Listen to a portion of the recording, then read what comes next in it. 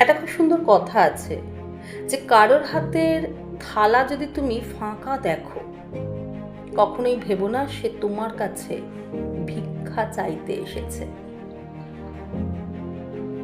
এমনও তো হতে পারে তার ওই থালায় যা ছিল সে কাউকে দান করে এসেছে।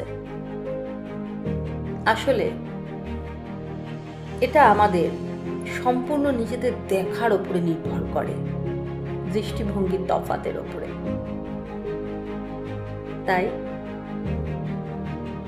তোমার যা দৃষ্টিভঙ্গি সেটা তুমি নিজের কাছেই রাখো, কারণ সব দৃষ্টিভঙ্গি সবসময় সঠিক হয় না, ঠিক কি না?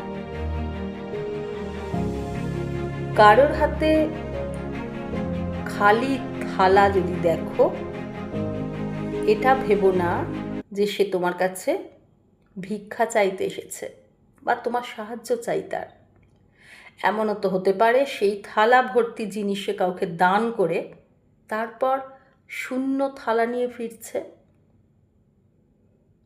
আসলে প্রত্যেকটা জিনিস নির্ভর করে আমাদের দৃষ্টিভঙ্গির ওপরে, আমরা কী চোখে পৃথিবীকে দেখছি তার উপরে,